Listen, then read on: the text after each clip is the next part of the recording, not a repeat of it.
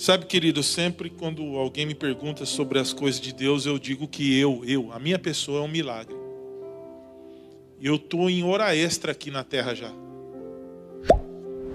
Quem me conhece, principalmente lá na cidade de Porto Ferreira, onde eu fui criado, sabe o que Deus fez na minha vida. E eu estava conversando com a minha mãe hoje, né? Falando das coisas de Deus. Aí eu mostrei uma foto que ela estava no HC lá, ela ficou assustada. Falei, é eu? Falei, é você. É a senhora. E falando da importância de agradecer pelos livramentos. Porque, querido, nós somos uma geração que pede muito, mas esquece de agradecer. E nessa tarde Deus me levou a ter um coração de gratidão a Ele por tudo aquilo que Ele tem feito. Eu estava falando com Deus e falei, Senhor, eu tenho tanta coisa para te pedir, mas uma coisa eu não posso deixar de lado, é reconhecer o Senhor nos meus caminhos. E eu quero louvar o teu nome nessa tarde, porque quando eu olho para trás, eu sei que se o Senhor não estivesse comigo, eu não estaria onde eu estou. Talvez você não tenha a dimensão do que eu estou te dizendo. Talvez outras pessoas que estão me ouvindo, talvez tenham uma dimensão mais profunda. Mas eu creio num Deus real. Eu creio num Deus que se manifesta. Quando eu olho para a Bíblia e vejo a palavra, eu não vejo simplesmente doutrinas. Eu vejo a vida de pessoas que se derramaram pelo Evangelho. Nós teorizamos a palavra, mas a palavra não é uma teoria, é uma experiência de vida. Quando o apóstolo Paulo está dizendo assim, tudo eu posso naquele que me fortalece, ele não estava numa praia ou num shopping center, nada contra isso. Ele estava preso numa cadeia. A maioria das suas epístolas foi escrita dentro de uma prisão. Que loucura, que doidura é isso? Meu Deus, por que disso? Porque o Espírito Santo permite muitas vezes prisões na nossa vida para nos mostrar que a verdadeira liberdade não é física, mas é espiritual. Você pode estar numa prisão, mas você pode estar livre. Porque a verdadeira libertação começa na mente de um homem que conhece a Deus. Todo homem que conhece a Deus, ele conhece a liberdade. Porque Deus é liberdade. Coloca aí no telão, filha, o tema da mensagem. Conhecendo o lado paterno de Deus. Diga, conhecendo o lado paterno de Deus. O conceito de pai é uma palavra de origem latina. Representa a figura paternal de uma família. É o exercício de gerar, proteger, formar, orientar e sustentar uma vida. Estabelecendo também identidade, propósito, limites e um amor que direciona ao desenvolvimento emocional, moral, espiritual e social de uma pessoa. Olha o quão importante é a paternidade na vida de um indivíduo que está se formando. No Brasil, 30% dos brasileiros não têm o sobrenome dos vossos pais. Por aí você já vê como a nossa sociedade anda. A paternidade, ela nos dá identidade. Porque Deus é Pai. Deus é Criador, Deus é Formador. Deus é aquele que gera em nós toda uma estrutura. Eu louvo a Deus, querido, porque se existe uma área da minha vida que Deus me abençoou muito, é na questão da paternidade. Meu pai sempre foi um pai excelente e continua sendo. É 3 palavrinhas que ele fala, ele me destrava. 3 palavrinhas. Eu cresci tendo o meu pai, que era um carcereiro. Ele era jogador de futebol, depois se machucou, e aí foi para o exército, depois foi para ser carcereiro. E eu lembro que, quando eu tinha algumas crises, né? Meu pai levava eu para jogar bola no presídio, eu jogava bola com os presos, ganhava os objetos dos presos. Quantas vezes meu pai não pegou e abriu a cela para falar assim, ó, vem cá, conversa com meu filho aqui. Eu lembro, querido, que uma vez eu estava querendo fazer tatuagem. Nada contra, viu, irmão? Mas o que eu estou te dizendo é coisa de 45 anos atrás, amém? Então você volta lá atrás, é outro mundo. Aí eu entrei na cela, o preso, explicando os significados de uma tatuagem. E aí meu pai falou assim, é isso que você quer para a tua vida? Todas as vezes que eu dava trabalho, ele pegava eu e colocava lá. Eu falei, é esse tipo de vida que você quer? Eu lembro que eu estava uma época andando com uma galerinha da maconha. E meu pai falou assim, ó, você toma cuidado porque eu conheço os caras. E eu sei do teu rastro, você pode ter certeza que eu estou dentro de casa, mas os meus ouvidos estão na rua. Eu falei, não, pode ficar tranquilo. Então eu sempre tive uma referência de limite, de ordem, de respeito. E graças a Deus por isso, querido. E hoje eu sou a pessoa que eu sou graças à minha família também. Graças aos meus pais, que são pessoas simples e humildes, mas que têm princípio. Quero dizer para você que é pai, você não precisa dar dinheiro para o teu filho. Você não precisa se matar de trabalhar para dar uma faculdade para o teu filho. O que você precisa é implantar princípios e valores no teu filho. Andar junto. Quantas vezes eu brinquei de futebol com meu pai. Na época, jogava videogame, o Atari, jogava futebol de botão, levava eu no campo. Isso tudo formou a minha vida. E às vezes eu vejo que nos dias de hoje não existe mais isso. A frase que eu mais escuto é, pastor, eu estou na correria. Correria do que, irmão? O que é mais importante na tua vida do que teu filho, do que a tua filha, do que teu esposo? Não tem mais importante. Não existe nada mais importante do que aqueles que você gerou. Então entenda isso, que o mais importante de todas as coisas é quem saiu de você. Amém ou não? E nós saímos de Deus. Nós somos filhos de Deus. Você tem noção de que é ser filho de Deus? Respeitosamente eu vou te dizer, nós não sabemos o que é ser filho de Deus. Nós sabemos religiosamente falando, mas no espírito a gente não sabe o que é ser filho. Porque criou-se uma imagem negativa de Deus, de um Deus distante, de um Deus... Pedir para o pessoal aí diminuir o ventilador aqui, senão minha pregação vai voar. Um Deus distante, um Deus que é castigador, um Deus que só pune, mas a Bíblia não mostra isso. E às vezes a gente começa a frequentar a igreja não porque nós amamos a Deus, mas porque temos medo de ir para o inferno. Talvez a igreja tenha sido um lugar de refúgio e de medo para muitas pessoas. Mas não é um lugar de prazer. Não é um lugar de você estar na casa do teu pai. Querido, sabe por que nós não entendemos o que é ser filho? Porque o dia que você entendeu que você é filho de Deus, sabe o que vai acontecer?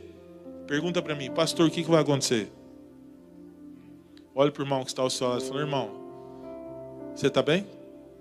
Já jantou? O dia que você entender o que é ser filho, você não vai perder nenhum culto mais na tua vida. Nenhum culto. Porque o filho sempre gosta de estar na casa do pai. Amém ou não? Eu sei que você pode falar de mil questões aí. Mas nós estamos vivendo uma geração hoje que não está dando importância a estar na casa do pai. E se continuar nessa pegada, como diz o outro, daqui 5, 10 anos nós não temos mais igreja física. Porque tudo é virtual. Irmãos, não existe coisa melhor do que o calor humano, do que estar juntos. Davi nos ensinou, alegrei-me quando me disseram, vamos à casa do Senhor. Não é ter aquele temor, se eu não for na igreja o pastor vai me ligar. Não, irmão. É você entender que estar na igreja é um lugar, depois da tua casa, o melhor lugar do mundo para você estar é na igreja. Porque a Bíblia diz no Salmo 133, ali ele ordena vida e bênção para sempre.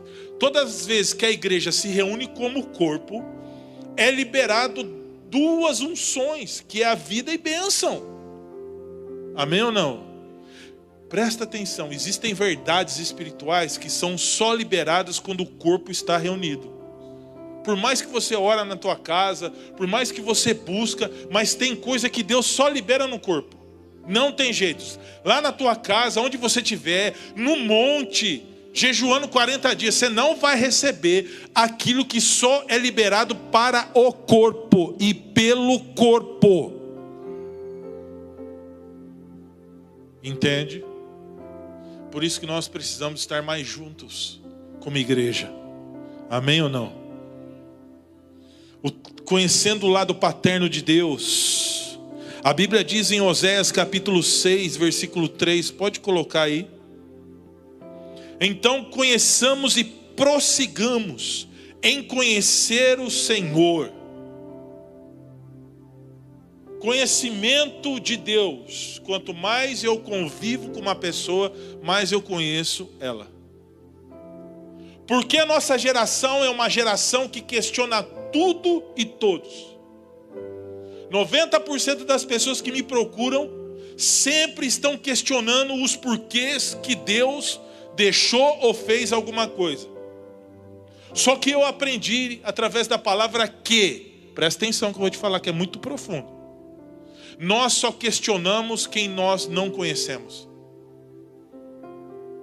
Uma pessoa que conhece Deus não questiona. Ele não pergunta por quê, ele pergunta para quê. Ele não reclama porque está doente. Ele agradece porque vai receber a cura. Você está entendendo ou não?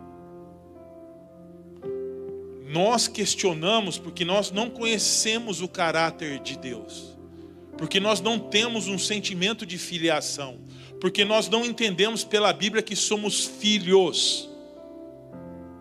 João capítulo 1, versículo 12. Mas a todos os quantos o receberam, deu-lhes o poder para se tornar filhos de Deus, aos que creem no seu nome. Esse texto foi um dos primeiros textos que eu aprendi na igreja há mais de 30 anos atrás. Quando eu comecei meus primeiros passos, quando eu fui me batizar. João 3,16 e João capítulo 1, versículo 12. Que é fundamental eu entender que antes eu não era filho e Deus não tinha compromisso comigo. Mas quando eu sou filho, aí a coisa muda.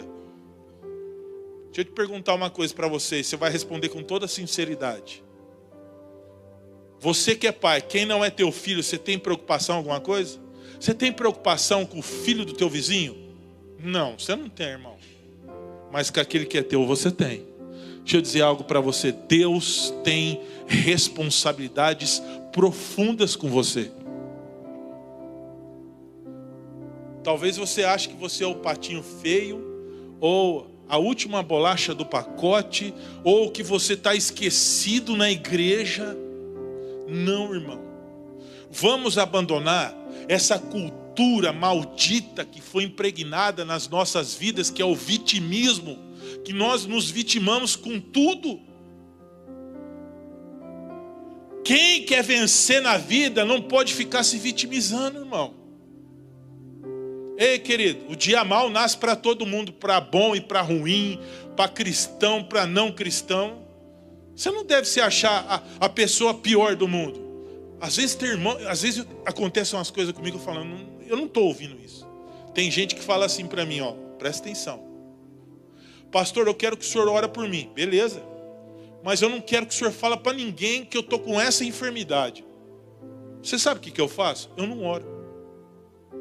Porque o homem da mão mirrada, ele só foi curado quando ele se expôs. Tem gente que não quer se expor. Sem exposição, sem mostrar que você é Deus, não vai te curar. Deus não vai te abençoar.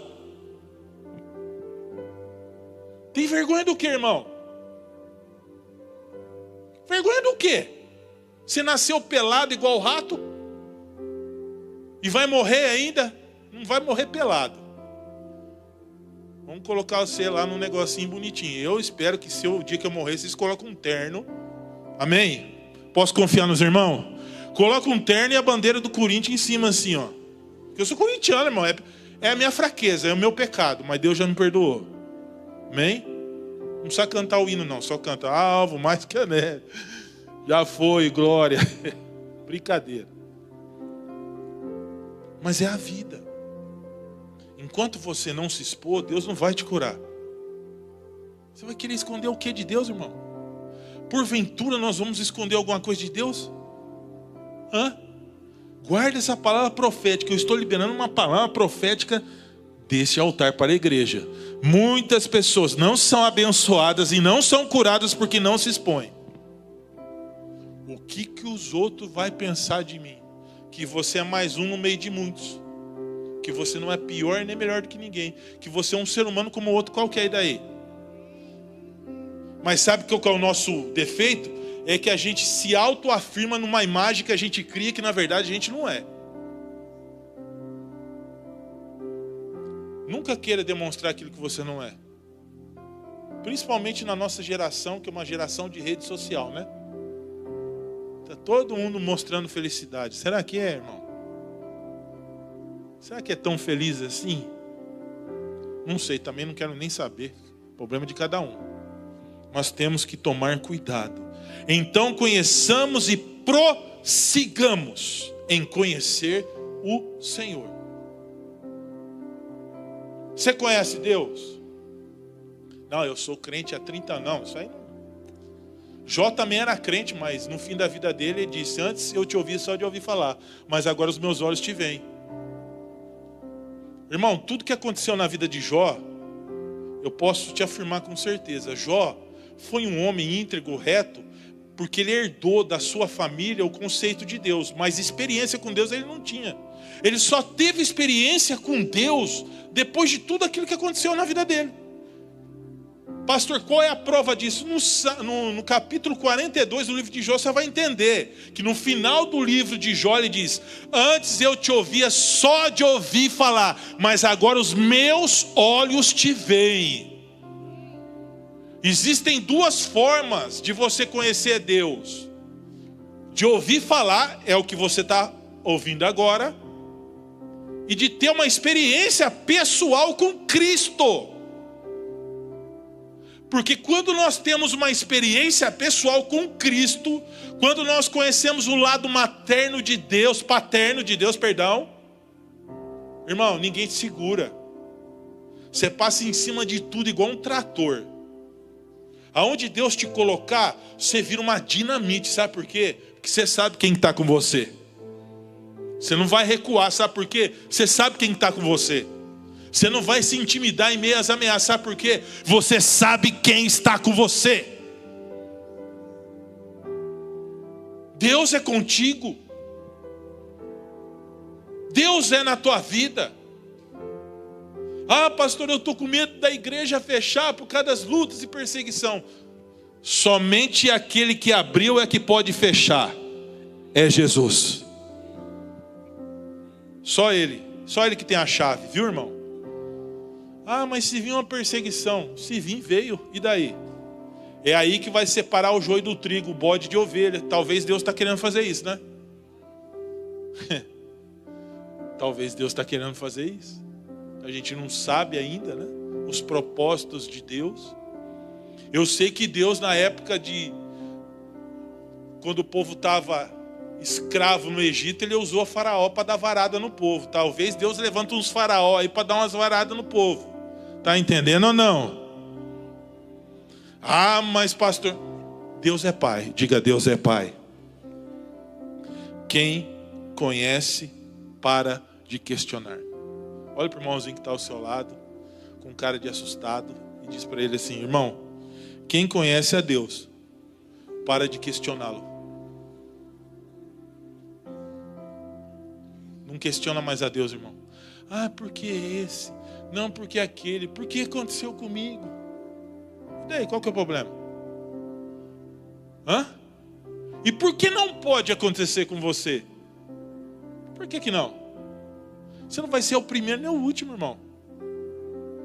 Sabe, querido, existe uma frase de um ateu filósofo que ele diz assim: o importante não é o que fizeram com você, o importante é o que você vai fazer com o que fizeram de você. Você pegou o que eu estou te dizendo? A palavra de Deus para você nessa noite é: pega o resto que sobrou da tua vida e começa a tua vida de novo. Tem muita gente que está igual Moisés.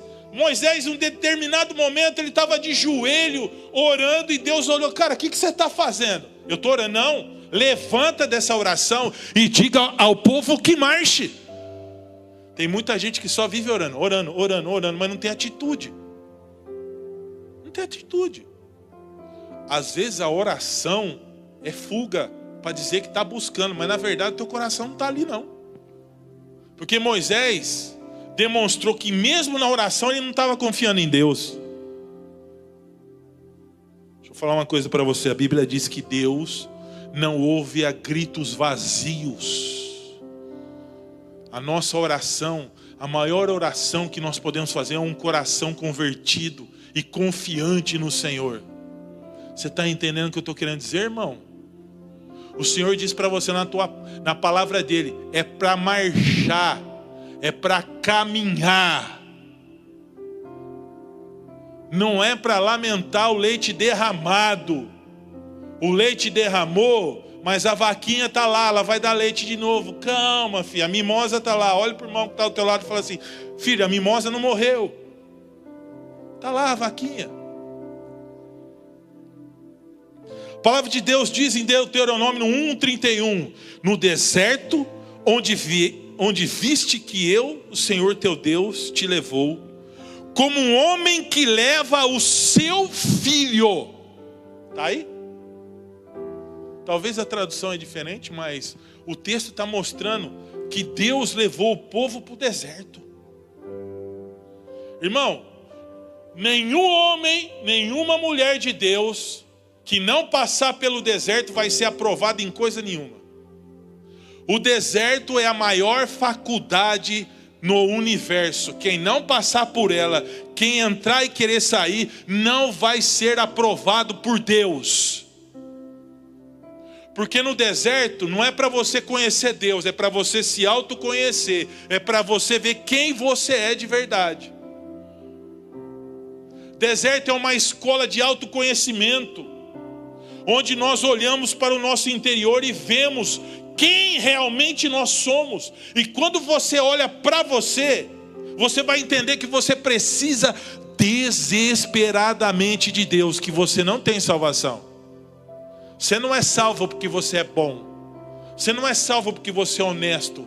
Você não é salvo porque você é um bom filho. Você não é salvo porque você é um bom pastor. Você não é salvo porque você é bom obreiro. Até porque isso é a nossa obrigação moral. Mas a nossa moralidade não nos levará ao céu. O que leva o homem ao céu é a graça e o sangue de Jesus.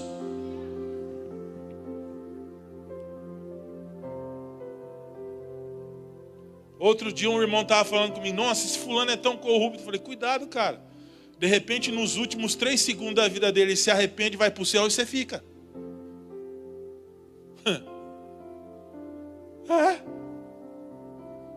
Deus, olha para o irmãozinho que está do seu lado e fala: irmão, Deus é mistério. Deus é mistério. Quando você chegar no céu, você vai ter muita surpresa. Primeiro você vai ver que quem você pensava que estaria lá não vai estar. Quem você nunca imaginou que não estaria, vai estar. E terceiro, você está lá. Porque nós não merecemos. Merecemos? Quem é digno do céu e levanta a mão. Eu não sou digno. Eu não sou. Por tudo aquilo que eu fiz na minha vida, de tanto pecado que eu já cometi, Eu não sou digno do céu. Mas aprove a Deus a sua misericórdia nos resgatar pelo sangue de Jesus. A Bíblia diz lá no livro de Hebreus que nós não devemos negligenciar tão grande salvação. Irmão, eu corto o meu coração. Às vezes eu estou em casa e eu choro. Minha esposa é testemunha disso. Fala, o que foi, amor? Vem uma tristeza no meu espírito tão grande de ver tantas pessoas brincando com a salvação. Camarada batiza no domingo, no outro final de semana está no mundo. Fala, meu Deus, que falta de temor. Tem gente que não fecha ciclo. Sabe, irmão, uma das coisas que a gente tem que aprender é fechar ciclo. Se o mundo não é resolvido, se você não resolver o mundo dentro de você, te aconselho nem frequentar uma igreja. Isso é sério que eu estou te dizendo. E é muito verdadeiro e me desculpa ser muito claro. Se você não aprender a fechar ciclos na tua vida... O irmão estava reclamando comigo que o casamento dele não estava dando certo. Eu falei, sabe qual é o teu problema? Que você não fechou o ciclo. Você é um solteiro que está tentando ser casado. Você tem mentalidade de solteiro. Você quer jogar bola, você quer comprar roupa, você quer beber com os amigos. Isso não é comportamento de um homem casado. Porque a primeira coisa que acontece quando o camarada casa, sabe o que é? É perder a liberdade. Se você quer ser livre, meu irmão, não casa. Por que você quer casar? Você vai perder a liberdade. Com um jeitinho você vai conquistando a tua mulher, ela vai liberando algumas coisas, mas isso demora, irmão. É muito jejum, oração, vigília. Sério? Tem cara que quer casar, mas quer viver como solteiro. Aí não coloca as coisas dentro de casa, é a mulher que sustenta. Tá parecendo um índio?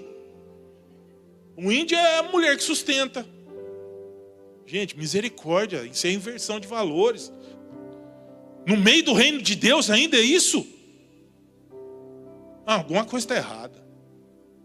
Está tudo errado. Olha para o irmão que está do seu lado e fala, irmão, está tudo errado. É. Porque as mulheres de hoje em dia estão dando de 20-0 nos homens, viu? Não é nem de 10, é de 20. Porque nós não temos sido cabeça. A verdade é, nós estamos sendo cabeçudo. Porque nós estamos deixando o nosso sacerdócio, a autoridade que Deus nos deu. E aí o diabo vem e arrebenta com tudo. Aprenda a fechar ciclos na tua vida. Eu vou voltar e dizer isso para você de novo. Se você não fechar ciclo, isso aqui acabou. Isso aqui também já acabou. Porque senão você leva para outros ambientes tudo aquela carga que não está resolvida. Sabe, irmão? Presta atenção que eu vou te falar. Olha aqui para mim. Não precisa anotar nada não. Depois se quiser eu te dou o meu sermão aí. Ou se quiser eu te mando no zap. Mas presta atenção em mim. Aquele povo que saiu do Egito, ele foi para o deserto. Foi ou não foi, pastor? Você que é um cara inteligente. Eu gostei da tua pregação a última vez, hein, cara? Fui benção, velho. Palavrão, hein? Parabéns. Muito boa mesmo. O povo que saiu do Egito foi para o deserto. Mas você acredita que aquele povo não entrou na terra prometida? A promessa para o povo, aquela geração que Deus prometeu, não entrou. Sabe por quê? Porque eles tinham coisas dentro deles que não era resolvida. Eles eram escravos, trabalhavam 24 horas, só que eles estavam com saudade da carne, do não sei o quê, de não sei o quê. Se você não enterrar o teu passado vai te enterrar. Lembra da mulher de Ló? O que ela virou, irmão? Sabe por quê? Presta atenção. Ela não olhou com os olhos carnais. O olhar dela foi com o coração. Ela estava presa no mundo. O coração dela estava lá atrás. Volto a repetir novamente, se você não fechar ciclos na tua vida, se você não sepultar situações, se você não resolver coisas dentro de você, você não vai conseguir entrar na terra prometida. Aí você vai achar que Deus é injusto. Não, Deus não é injusto, Deus é justo. Deus nunca vai fazer coisa nova em coisa velha. Olha só o que Deus faz. Ele não fala, o pastor Alcimar, o senhor que é estudioso da Bíblia aí, novo homem, nova criatura, novo céu, tudo novo. Ele não restaura nada, ele manda pro chão e faz de novo. Deus não pega você e vai remendar a coisinha, não, irmão. Ele olha para você, isso aí para mim não serve. Vai pro chão, vai para a casa do oleiro. Você está disposto a se quebrar nessa noite? Porque Deus vai quebrar um monte de gente aqui. Eu posso ouvir um amém? Eu sei que deu um amém, Deus vai te quebrar e vai fazer de novo. Irmãos, nós usamos umas frases de forma ingênua e às vezes até jactanciosa, dizendo assim: eu sirvo a Deus. Agora eu vou te fazer uma pergunta filosoficamente. Será que Deus precisa ser servido por alguém? Deus precisa ser servido, irmão? Deus não precisa de nada. Ele é autossuficiente, ele se basta. O único momento que ele permite que a gente diga que nós servimos a ele é quando nós ajudamos o próximo. Se você não está contente com a palavra, eu vou usar uma coisa secular para falar para você. Leia o livro O Monge e o Executivo que você vai entender o que eu estou falando. Pronto. Porque a verdade, ela independe de ser religiosa ou não. Quando é verdade, pode estar em qualquer lugar. Amém ou não? Toda verdade procede de Deus. Independentemente se está no nosso meio ou não. É uma verdade, procede de Deus, pronto, acabou. É inquestionável. Então, amado, o Senhor te ama profundamente. E Ele, como Pai, pega você nas mãos e te leva para o deserto. Aí você olha para Deus e fala: mas que pai que é esse? Devia levar para o palácio? Não, Deus não vai te levar para o palácio sem antes depurar as tuas emoções. Porque uma pessoa que não tem o coração tratado, moldado, quebrantado, quando dá poder, ela mata todo mundo. Imagina José sem passar o que ele passou. Ele ia matar os familiares dele. Ele ia olhar para os familiares, seus traíras, seus vagabundos: eu vou acabar com vocês. Agora eu vou me vingar. Porque um homem que não é tratado pelo Espírito Santo, quando ele sofre alguma coisa, a primeira coisa que ele pensa é: eu vou me vingar de quem me fez o mal. Mas a Bíblia nos ensina outro caminho. Quando alguém te faz o mal, é para você ajudar aquela pessoa. A Bíblia é a contramão do sistema do mundo. Quem não anda na contramão do sistema do mundo está de braços dados com Satanás. Simples. O mundo, ele tem um sistema, ele tem uma engrenagem que move ele, do Brasil até os 5 continentes. E essa engrenagem que move o mundo, ela é movida por padrões não cristãos, mundanos e satânicos. Só que o diabo, ele é esperto, irmão. O diabo nunca vai falar que é ele que está fazendo. Porque no mundo das trevas, ele não trabalha com fé. Quem trabalha com fé é Deus. O diabo não trabalha com fé. Ele trabalha com o oculto. Está entendendo ou não? Ele trabalha no escondido. Porque se você souber que é ele que está fazendo, você vai fazer? Não. Você sabia, presta atenção, outra palavra forte que eu vou te falar.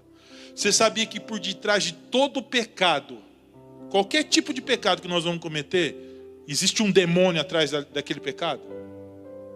Existe um espírito ali, induzindo você a cair. Porque o diabo, ele quer que você caia. Ele quer que você fique prostrado. Ele quer que você fique humilhado. Por detrás de todo pecado existe uma ação demoníaca, Do mesmo jeito que a Bíblia diz que o anjo do Senhor acampa ao redor daquele que o teme, ao derredor está cheio de demônio contra você. Do mesmo jeito que a Bíblia diz que Deus tem um propósito na nossa vida, Satanás também tem um propósito. E ele tem uma virtude que nós muitas vezes não temos. Sabe o que é? Ele tem esperança que você vai cair. Ele está derrotado, condenado, destruído por toda a eternidade, mas ele não está satisfeito. Ele quer levar você. Ele quer destruir o teu casamento, ele quer acabar com a tua empresa, ele quer acabar com a tua moral na cidade, ele quer acabar com as tuas finanças. Em nome de Jesus, irmão, hoje à noite é noite de você se render ao Senhor. Você está entendendo o que eu estou dizendo? Tampa as brechas das suas vidas. Tampa as brechas. A Bíblia diz que o diabo veio para matar, roubar e destruir. E ele é o que? Homicida, desde o princípio. O que é homicídio? O diabo olha para você e fala: eu quero matar esse cara. Eu lembro até hoje uma vez que eu expulsei demônio de uma pessoa. O demônio olhou para mim assim e disse: eu te odeio. Eu quero matar você porque o teu sorriso me incomoda. Você não vai matar eu, você não vai matar ninguém. O sangue de Jesus tem poder. Você já teve experiência, irmão, de chegar em algum lugar e de repente o semblante das pessoas caírem? Do nada, você não fala nada. Você chega no ambiente e fala, de repente parece que é demônio.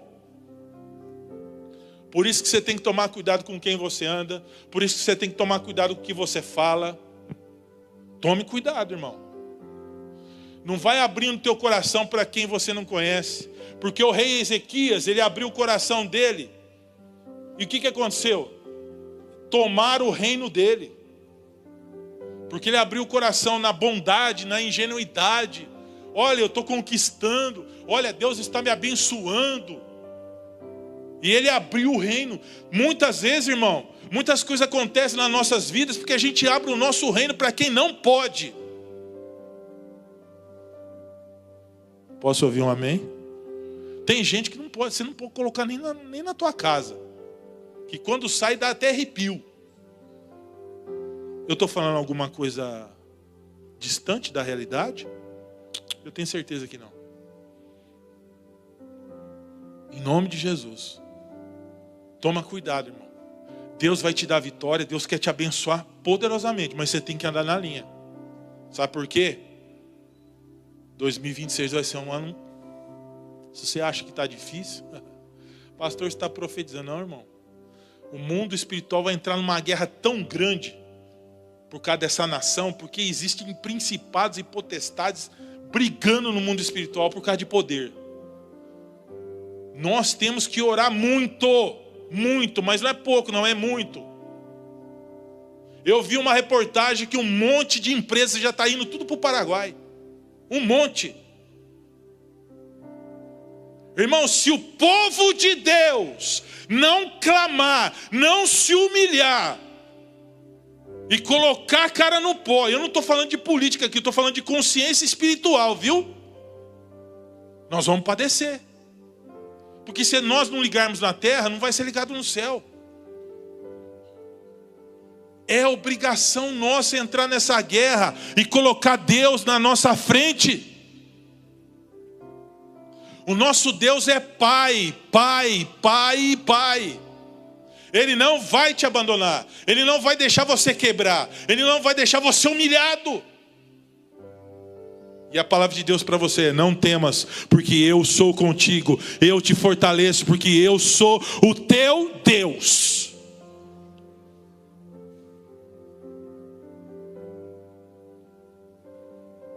A palavra de Deus diz que Deus também disciplina os seus filhos. Hebreus capítulo 12, coloca aí, filha. Hebreus capítulo 12, versículos 6 e 7. Porque o Senhor corrige o que ama e açoita a qualquer que recebe por filho. Se suportais a correção, Deus os trará como filhos. Porque quem filho há de que não o pai corrija? Tem uns pregadores modernos hoje que eu fico horrorizado que eles falam que não existe, que Deus não castiga. De fato, Deus não castiga o ímpio, mas o crente ele castiga, porque é filho. Você bate no teu... você que é pai, você bate no filho do teu vizinho? Não, mas no teu você já bateu, não é? Deus é a mesma coisa. Deus corrige. Tem muita coisa que está dando errado na tua vida, porque é correção de Deus, você não está entendendo. Pastor, vamos orar porque a porta não se abriu. Sabe por que a porta não se abriu? Olha aqui para mim que eu vou te dizer. Jesus diz, eu sou a porta. Ele é a porta. Se a porta não se abriu, porque você precisa acertar os teus ponteiros com Deus. É com Deus que você tem que acertar. Se acerta com Deus. Ele é o teu pai que está te levando a um princípio de correção. Porque se Deus te ama, Ele te corrige, irmão. Vou te falar uma coisa para você. Eu não sei como é a tua vida, mas a minha é só pancada. Não dá nem tempo de sair de um deserto, eu já estou entrando no outro. E eu falo, Deus, o Senhor me ama ou o Senhor está querendo fazer um jiu-jitsu comigo? Sei lá, cara. Ao questionar o caráter de Deus. Deus olha para mim e diz assim, filho, é que tem coisa que eu vejo na tua vida que você não enxerga. Você só enxerga até a parede, eu enxergo até o último segundo teu aqui na terra. Eu entro no teu futuro e te livro de coisas que você não sabe. Quantas vezes eu te livrei nas estradas? Quantas vezes te livrei nas doenças? Na Covid você pediu misericórdia para viver, eu te dei misericórdia, você está vivo. Nós cristãos temos o mau hábito de esquecer o que Deus fez. E se existe uma coisa que move o coração, que atrai o coração de Deus para o nosso lado, é a gratidão, e às vezes a gente não agradece. Como o pastor falou aqui, é gratidão, irmão. Gratidão é eu reconhecer que Deus é na minha vida, mesmo eu não merecendo. Isso é a graça. Isso é a misericórdia de Deus, que só Ele pode fazer na minha e na sua vida. Se você está apanhando, glória a Deus que você está apanhando. Se você está sofrendo, glória a Deus que você está sofrendo. Isso é demonstração de que você é filho. Você é filho, irmão. E Deus está te corrigindo. Olha para o irmãozinho que está ao teu lado e fala, irmão, Deus vai te corrigir ainda mais, viu? Olha para ele e fala assim, irmão, não quero te dar uma notícia ruim não, mas a vara de Jeová vai comer o teu lombo. Mas fica tranquilo, que depois da tempestade vem a bonança. Ei, depois da vara, vem a mesa no deserto. Vem o bom pastor para te servir. O bom pastor está aqui nessa noite, dizendo para você, aquieta o teu coração. Você chegou até aqui porque eu estava na tua vida. Não é porque você é bom. Você não tem mérito nenhum. Você não tem mérito nenhum, porque nem desejo de estar aqui hoje você teria se não fosse eu. Quem coloca o desejo no teu coração de estar na casa do Pai é o próprio Deus. Você pode dar um glória aí de vez em quando? Aleluia. Disciplina e correção é coisa do Pai. Todos os filhos de Deus estão sujeitos a isso. A misericórdia nasce pelo vínculo da paternidade. A misericórdia nasce pelo vínculo da paternidade. Salmo 103, versículo 13. Como um bom pai que se compadece dos seus filhos, assim o Senhor se compadece daqueles que o temem. O que é o temor? O temor do Senhor consiste em aborrecer o mal. O temor do Senhor é o princípio da sabedoria. O que é aborrecer o mal? Bom, eu sei que tem uma rodinha de gente ali que está escarnecendo das coisas de Deus. Eu não vou estar lá. Às vezes eu vou nos lugares aí, umas festas aí de amigos, de infância, e todo mundo bebe. Aí o camarada, eu não bebo, mas por que eu não bebo? simplesmente porque eu não quero. E não vou beber. Sabe por quê? A Bíblia diz: não vos embriagueis com vinho que há dissolução, mas enchei-vos do Espírito. Encher do Espírito. Um homem de Deus, ele tem que se encher do Espírito. Um homem de Deus tem que viver no Espírito. Querido. É sério isso. As pessoas estão de olho em nós. Paulo diz que nós somos cartas vivas do Evangelho. Todo mundo está fazendo uma leitura da tua vida. Todo mundo está fazendo uma leitura do teu comportamento. Todo mundo está te olhando. Se tem uma coisa que a gente faz 24 horas é julgar. A gente julga tudo, irmão. Você pode ter certeza. Nós julgamos tudo e todos a todo momento. É automático. Eu estou pregando aqui, mas se eu der uma rata lá fora, você vai me julgar, tenho certeza. Falou, pastor, mas aquele dia você pregou tal coisa, agora está fazendo isso. Vai fazer. E é normal. Isso é humano. Por isso, querido, nós temos que temer a Deus. Temer a Deus não é ter medo de Deus. Temer a Deus é eu entender que quanto mais eu me afasto do mal, mais eu estou perto do Criador. Mais. Quantas vezes quando eu entrei na igreja, eu era jovem. E a primeira coisa que o Senhor disse para mim assim: eu quero a tua juventude para mim. Você vai dar ela para mim. Você vai perder a tua juventude. Dos 19 anos e para frente, eu abri mão da minha vida. Eu abandonei. A minha vida era igreja, era trabalho e igreja. Muita gente olhava para mim e falou: cara, você está perdendo seu tempo. Vai arrumar uma namorada, vai fazer alguma coisa. Eu falei: não, cara.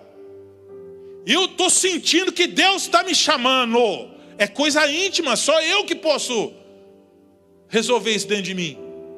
E muitas pessoas que tiravam sarro, falavam que eu era fanático, extremista, nem vivos estão. Sabe por quê? Porque a Bíblia diz: aquele que ganhar a sua vida vai perder, mas aquele que perder vai ganhar. Eu perdi a minha vida por Jesus e agora eu estou ganhando. Você pode dar um amém? Que isso aconteça na tua vida, viu, jovem? Viu? Você está na hora de entregar a tua juventude para Cristo. Fala: Senhor, está aqui minha vida sentimental, minha vida financeira, minha faculdade. Quando você tem um encontro com Deus, tudo perde a graça. Você fica tão doido. Você fica, parece que a tua mente abre numa tal forma que você começa, primeiro, ter nojo do que você fez. Eu olhava para mim, eu tinha nojo da minha vida. Eu falei: nossa, como eu sou nojento, pecador, como que eu tive coragem de fazer isso? O primeiro passo é ter nojo de si. Segundo passo é ver o tanto de tempo que a gente perde.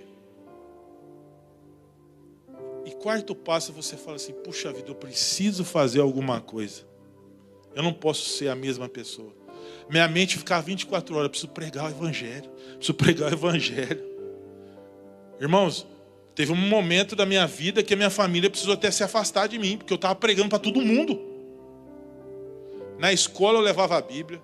Os meus parentes, na época não tinha MP3, era fita cassete. Eu gravava um monte de fita, entregava para os outros.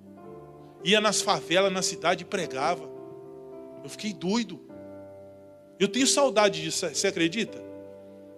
Porque a minha essência deveria ser assim 24 horas. Sabe por quê? Porque quando a gente morre para nós e para o mundo, a gente só quer saber de Deus. Será que não está na hora de você morrer não, irmão? Estou dizendo emocionalmente. Você está me entendendo, irmão? Você está me entendendo? Será que não está na hora de você cortar o cordão umbilical das coisas do mundo, não? Porque Deus tem grandes coisas para fazer na tua vida. Sabe, irmão, às vezes a gente precisa se conhecer um pouquinho, né? Tudo é lícito, mas nem tudo convém. Paulo diz assim, que as coisas lícitas também prendem a vida do crente. Qual é o mal? Não é um trabalho, mas vai me contaminar. vai me tirar do altar, vai me tirar da presença de Deus. O que é mais importante na nossa vida? O que fazemos, o que ganhamos ou a presença do Eterno? Porque se Deus não é Deus para suprir as tuas necessidades, irmão, então vamos parar com isso aqui, vamos fechar a porta, vamos todo mundo embora. Porque eu creio numa palavra apostólica, eu creio numa igreja viva, eu creio num Deus que faz milagres. Eu creio no mesmo Deus dos apóstolos. Irmão, nós precisamos acreditar que Deus supra as nossas vidas. Nós estamos muito racionais demais. E Deus está espremendo você porque Ele quer te levar a ter uma vida de experiência. Até quando você vai ficar na igreja sentando? Senta no banco e pá, aquela coisa, não faz nada. Sabe, querido, eu tenho uma palavra um dia eu quero ministrar aqui na igreja. Mar morto. Sabe o que é um mar morto, Gomes? Aquilo que recebe, mas não gera vida. O mar morto é um mar que só recebe água, mas ele não distribui. Então, por que é mar morto? Porque nenhum animal consegue viver ali. Tamanha densidade de sal que fica acumulado ali. O tanto de sal que fica ali é capaz de matar todo e qualquer tipo de ser vivo. Às vezes a nossa vida é igual mar morto. Eu venho na igreja, só recebo. Terça eu recebo, quinta eu recebo, domingo eu recebo, no jovem eu recebo. E daí, irmão? Mas você está produzindo o quê? Teve uma vez o irmão falou assim: não, pastor, eu quero um evangelho de poder. Para quê e por quê? Você vai orar pelos enfermos? Você vai curar os doentes? Então você não precisa de poder. Não precisa. Para que Deus vai dar ferramenta para uma pessoa que não usa? Irmão, em nome de Jesus, Deus não te chamou para ter uma vida religiosa. Você está entendendo onde estou querendo te levar ou não? Vai acontecer muita coisa na tua vida que você não vai entender, mas saiba que é Deus que está permitindo, porque Ele quer te levar para um outro lugar. Posso ouvir um amém? E não pensa que Deus vai passar a mãozinha na cabeça, não, vai vir pancada. Sabe por que vai vir pancada? Porque a Bíblia nos mostra, no livro de Atos, que a igreja sofreu uma tremenda perseguição. Sabe por quê, pastor? Porque eles estavam acomodados. Era um ambiente gostoso, estava todo mundo entre eles. Deus olhou para aquele povo e viu: nossa, tem muito potencial aqui, mas está tudo parado, eu vou espalhar esse povo. Aí veio a perseguição, veio a luta. Querido, em nome de Jesus, se necessário for, Deus vai chacoalhar o teu ninho. E Ele vai tirar você dessa posição de comodismo que você está. Eu posso ouvir um amém? Vou te dar uma dica para você estudar em casa. Leia o livro A República de Platão, capítulo 7, que fala sobre o mito da caverna. Platão mostra que um determinado grupo de pessoas estavam num ambiente fechado, porque eles tinham nascido ali. E o que eles conheciam era todas as sombras que apareciam na parede. De repente, um dos que estavam presos na caverna soltou as correntes e foi para fora. Quando ele vai para fora, ele vê que aquele mundo que ele estava vendo lá dentro não era o mundo verdadeiro. O mundo verdadeiro é aquele que estava lá fora. E ele, compadecido de compaixão com os seus amigos, voltou para a caverna querer libertar o povo. Sabe o que aconteceu? O povo quis matar ele. Por quê? Você já passou por isso, eu creio. Muitas vezes a verdade vem até você. Você fica tão impactado com a verdade que você quer libertar todo mundo. De repente, as pessoas se voltam contra você. Sabe por quê, irmão? Porque muitas pessoas não estão aptas e nem desejam sair da vida de comodismo que estão vivendo.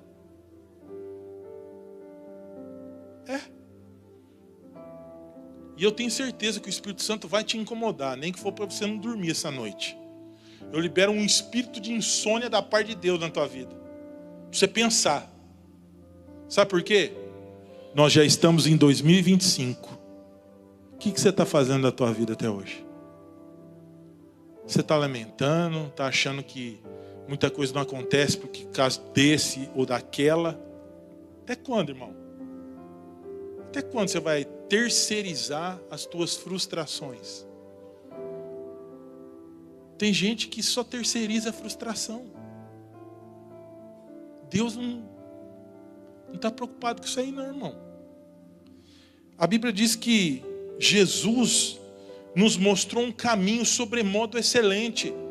Existe um caminho de conexão com Deus que nós precisamos nos aprofundar ainda mais, que é o caminho da oração. A Bíblia diz, portanto, vós orareis assim: Pai nosso. Pai nosso. Olha para o irmão que está ao seu lado e fala para ele assim: como é que está a tua vida de oração? Como está a tua vida de oração? Você fecha a porta do teu quarto e rasga o verbo com Deus? Às vezes quando eu estou meio atribulado, que é quase todo dia, eu levanto de madrugada, lá por umas 3 horas, vejo que todo mundo está roncando, né? Porque aí isso é um sinal que está dormindo mesmo, para não escutar a minha oração. Aí eu vou na sala, aí minha cachorrinha está lá, quietinha, e eu começo a desabafar com Deus, coisa que ninguém teria capacidade de suportar eu falando. A oração que não muda a vida de quem ora não é oração. A oração é um caminho terapêutico. Quem já foi em psicólogo dos bons, que eu creio que tem bastante, você não sai mais leve de lá? Quem já veio aqui conversar com o pastor Manuel no aconselhamento, você não saiu mais leve? Sim, eu tenho certeza. Apesar que eu saio, eu entro aqui e saio murchinho, né? Mas tudo bem, isso não tem nada a ver. Brincadeira, pastor. Você precisa entrar por esse caminho terapêutico da oração. É desabafar. Porque na oração, irmão, eu vou te falar uma coisa para você, anota que eu vou te falar. A coisa que o diabo mais luta contra a igreja é a oração. Porque uma igreja que não ora é uma igreja que não liga na terra o que é ligado no céu. E um monte de bênçãos, um monte de coisa no mundo espiritual está aí, ó, nas regiões celestes. Mas a igreja não ora, então fica aí. Igual a história de Daniel, quando jejuou 21 dias e os demônios parou as bênçãos de Daniel no mundo espiritual. Irmão, Satanás luta para que você não seja abençoado, querido. Primeira coisa que ele te convence é que Deus não te ouve, depois é que a tua oração... Quantas vezes de madrugada eu escutando assim, ó, você está orando? Ah, não vai acontecer nada, para de orar. Quanto tempo? Irmão, tem coisa na minha vida que eu estou orando faz 4 anos já. 4 anos. E eu oro todo dia. E eu entro na presença de Deus e falo: Deus, eu estou aqui te enchendo o saco de novo. Mas é igual a palavra diz lá da oração a viúva, né? Importunava o juiz iníquo. Estou aqui de novo, Deus. Eu preciso disso aqui. Eu preciso. E estou lá. E o diabo, ao mesmo tempo que eu estou orando, eu estou escutando. Ah, mas larga a mão disso aí. Deixa eu falar uma coisa para você. Se não fosse tão importante, se você fosse um Zé Ninguém, como às vezes você acha que você é, Satanás não te perseguia. Porque ninguém taca pedra em árvore que não dá fruto. O primeiro sinal de que você é uma pessoa de Deus é que o inimigo fica te apurrinhando, se levantando contra você, te caluniando. Isso é sinal de que você está incomodando, querido. Eu vou dizer algo para você. Se você se posicionar em oração, se prepara. Se prepara que vai vir coisa. Deus está mandando entregar essa palavra para a igreja. Precisamos voltar ao caminho da oração. Sabe, querido, às vezes a gente fica muito atrás de evento. E é vento só, é vento, passa. Evento é vento, passa. O crente não tem que ficar só atrás de evento, tem que ir atrás de fundamento. Se a tua vida é motivada por festinha, meu irmão, você é um crente brigadeiro, não vai virar nada. Tua vida tem que ser motivada por fundamento. Eu tenho que orar porque eu preciso orar. Não é porque eu tenho vontade, é porque eu preciso. A Bíblia nos mostra Jó levantando de madrugada, orando pelos seus filhos, pedindo perdão do pecado dos filhos dele. E os filhos dele lá, tudo roncando, dormindo. E ele lá, Senhor, tem misericórdia dos meus filhos. Eu, no meu espírito, eu acredito a seguinte coisa. A oração de Jó salvou a vida dos filhos dele. Porque às vezes a gente tem uns parentes, né, irmão, que não se interessa por nada, né? Esse povo que não se interessa por nada, a gente tem que orar. Está precisando de oração. Estão me entendendo, sim ou não? Eu orei, que eu me recorde, mais de 20 anos pela conversão da minha família. Esses dias eu estava conversando com a minha irmã, que eu tenho 2 irmãs por parte de pai. E ela falou assim, meu irmão, que gostoso ouvir tua voz, porque eu acabei de chegar da igreja. Irmão, aquilo foi uma alegria tão grande no meu coração. Porque às vezes a gente estava em casa orando, Satanás usava a boca das pessoas para dizer assim, nunca vai para a igreja. Mas quando o evangelho entrou na minha casa, a Bíblia diz, eu e minha casa serviremos ao Senhor. Toda a maldição foi quebrada pelo sangue de Jesus. Toda a herança de espíritos familiares foi quebrada pelo nome de Jesus. E se você está em Cristo, nova criatura é. Tudo aquilo que veio de ilegalidade dos seus antepassados, de pecados geracionais, de coisas malignas, o sangue de Jesus quebrou tudo isso. Talvez você está pensando assim, nossa pastor, eu estou assim porque eu estou pagando. Não, você não está pagando nada, irmão. Se você está em Cristo, fica tranquilo, que além de você ser nova criatura, tudo aquilo que é de geração passada ficou na cruz.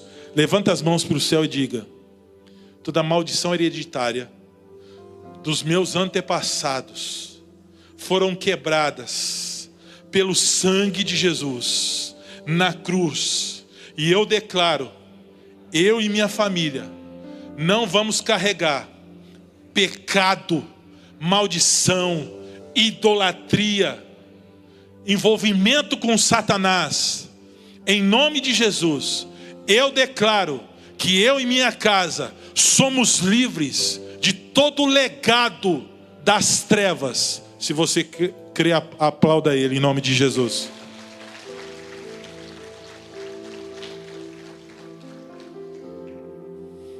Temos que fazer esse tipo de oração, querido. A Bíblia diz em Tiago capítulo 4, versículo 8, chegai-vos a Deus e Ele chegará a vós outros. Deus é um Deus que cura as nossas emoções. 2 Coríntios capítulo 1, versículo 3 diz, bendito seja Deus, Pai de misericórdias e de toda consolação. Deus é um Deus curador. Ele cura as tuas carências, as tuas limitações, os teus traumas. Ele cuida. O que é consolar? É o ato de ajudar uma pessoa. A Bíblia diz que Jesus subiu, mas Ele deixou outro consolador, que é o Espírito Santo. Quem tem o Espírito Santo aí, levanta a mão. Se você tem o Espírito Santo, você não pode ir em lugar que não é santo, viu, irmão?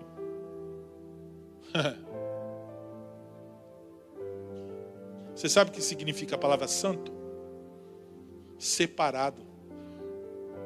Que só tem uma substância, igual a água.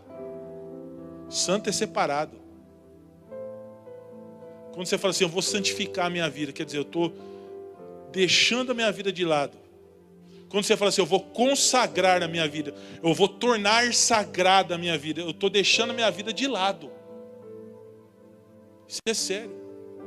A Bíblia diz também que nós somos comprados por um alto preço. E a nossa vida não é mais nossa. Você tem noção de que é isso?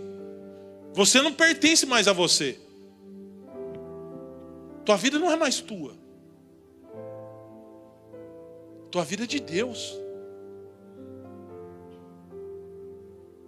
Nossa vida é de Deus. Salmo 27:10 diz: ainda que meu pai e minha mãe me desamparem, o Senhor me acolherá. Talvez você se sente tão sozinho, né? Pela perca daqueles que foram referência na tua vida.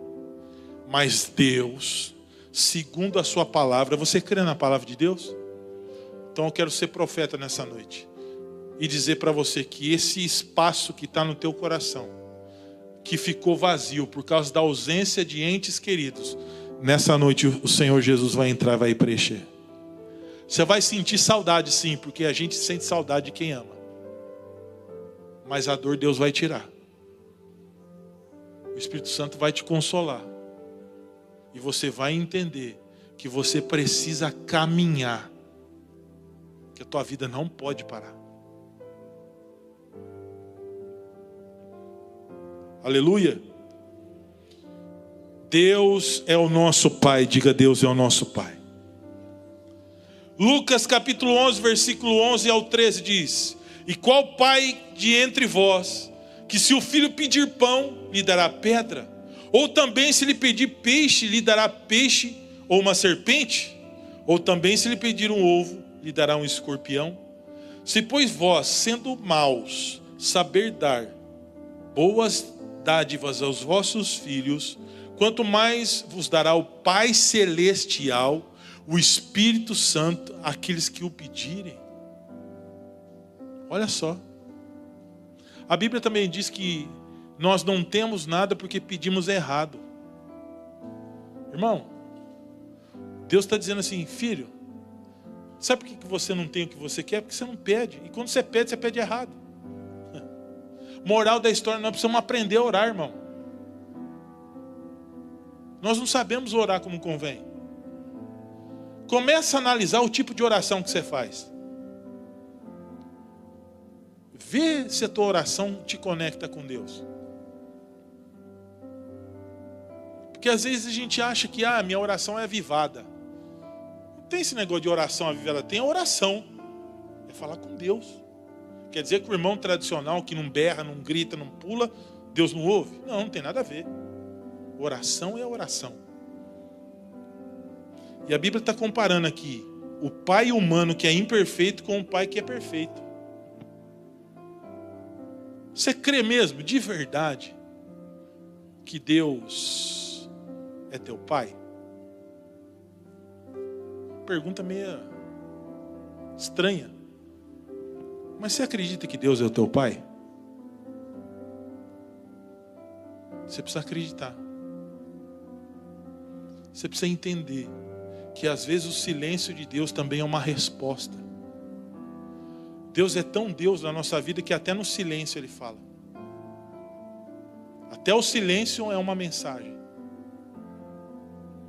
Acredita que as coisas vão mudar na tua vida. Vão melhorar em nome de Jesus. Você crê nisso? Para nós finalizarmos, digo glória a Deus. Ageu capítulo 1, versículo 7. Assim diz o Senhor dos Exércitos: considerai os vossos caminhos. Já falei sobre isso. O que eu estou fazendo com a minha vida? Eu lembro o primeiro culto que eu assisti na igreja. Parece que foi ontem. Eu já estou com 50, velho. Misericórdia. Já estou descendo a ladeira já. O tempo passa, irmão. O tempo passa.